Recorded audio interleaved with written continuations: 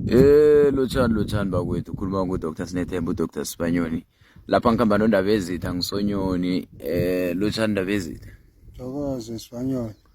Siyathokoza mshadi. Lapha ndaba ezitha besisakhuluma ngendaba yalokho umuntu nahlongakeleko ukuthi uphuma njani ekhaya mhlawumnye.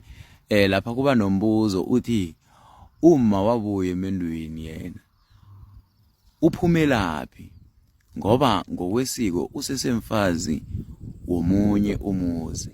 Kutsho ukuthi bakhuluma ngomuntu ndaba ezitha onguma obuya emendweni, mhlambe ubhalelwe emzini loyo, wabuyela ekhabo, so wahlongakalela ekhabo.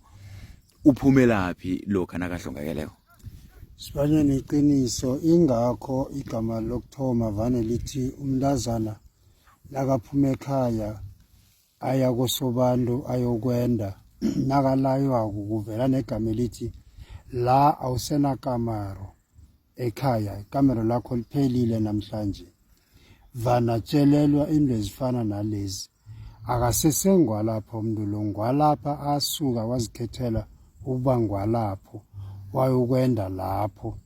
Nakuphela umtjhado wabo loyo abuyela ngikhayapha, ekhayapha ayisesengwalapha.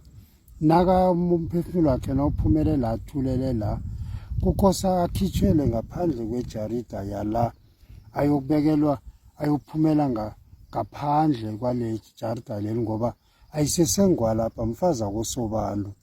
Ulibeke kuhle musi lapha nawuthi umfazi akosobantu noma ahlalile, uhlale yena nendoda yakhe, mara bezimini akunadivosi, ezimini thathile ungwalapho, imthimba ngeza lapho.